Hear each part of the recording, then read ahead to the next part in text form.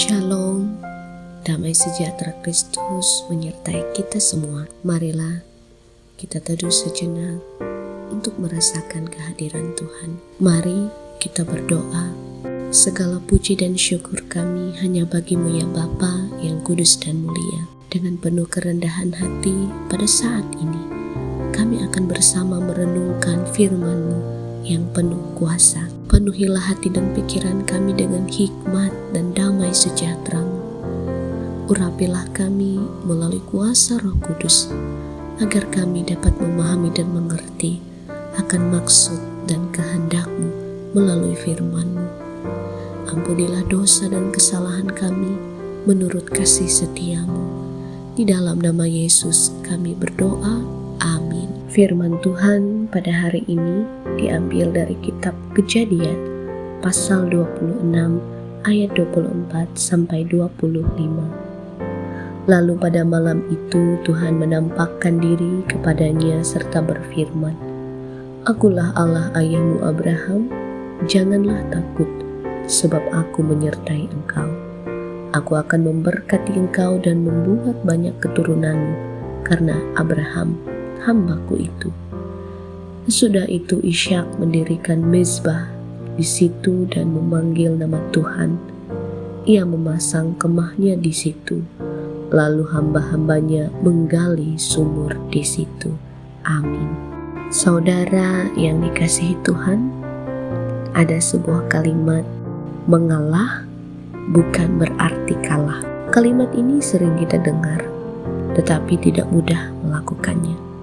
Ketika hak kita diambil, ketika usaha dirampas, ketika diperlakukan tidak adil, naluri kita manusia adalah mempertahankan hak atau bahkan membalas perlakuan yang tidak adil itu. Namun, Ishak menunjukkan respon yang berbeda. Ketika haknya dirampas, ia tidak membalas dengan pertengkaran atau kekerasan. Ia memilih mempercayakan haknya kepada Tuhan dan melanjutkan perjalanannya. Bagi banyak orang, sikap seperti itu mungkin dianggap kelemahan.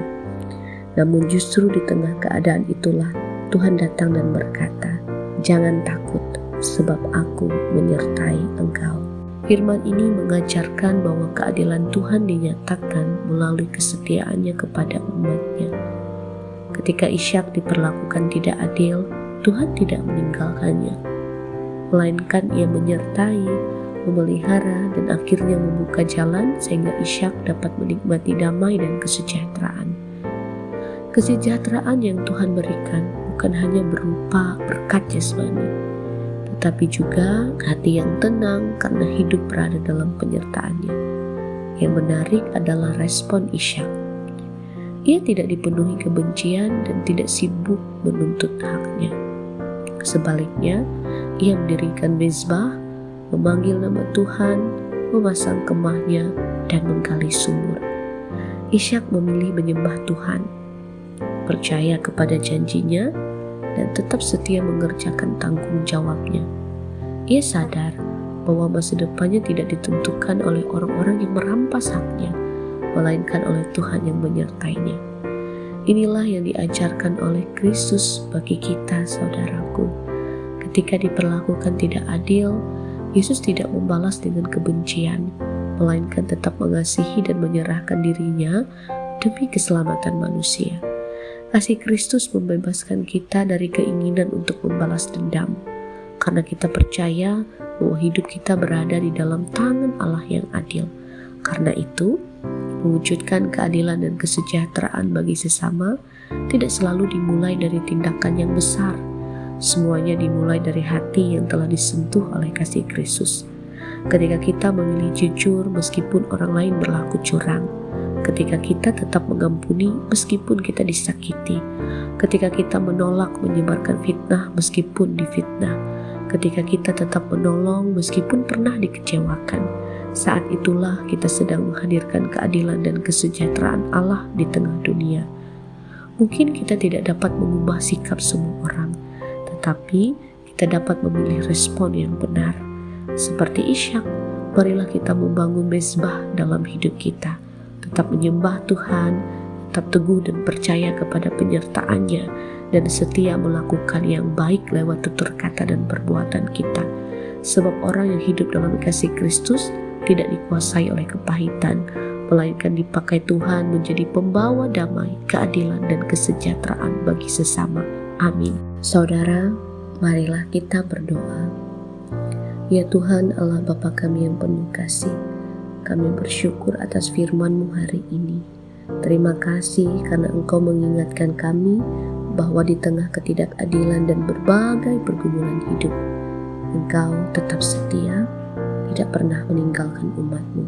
Engkau adalah Allah yang setia menyertai, memelihara, dan membuka jalan bagi setiap orang yang percaya kepadamu. Tolonglah kami untuk memiliki iman seperti Ishak yang tetap percaya kepadamu, membangun mezbah dalam hidup kami, dan setia melakukan tugas tanggung jawab kami dalam ketaatan. Lindungilah kami dari kepahitan, dendam, dan keinginan membalas. Penuhilah hati kami dengan kasih Kristus, sehingga kami mampu menghadirkan keadilan, damai, dan kesejahteraan bagi keluarga, gereja, tempat kerja, dan setiap orang yang kami jumpai. Ya Tuhan, kami percaya setiap langkah kami pada hari ini Tuhan menyertai. Tuhan memampukan, Tuhan menolong. Kuatkan kami yang lemah, hiburkanlah kami yang berduka, cukupkanlah kami yang berkekurangan, sembuhkanlah kami yang sakit. Tuntunlah agar kami tetap hidup dalam kehendak-Mu dengan sabar, tekun, dan setia. Inilah doa kami Tuhan, di dalam nama Tuhan Yesus Kristus kami berdoa dan mengucap syukur. Amin.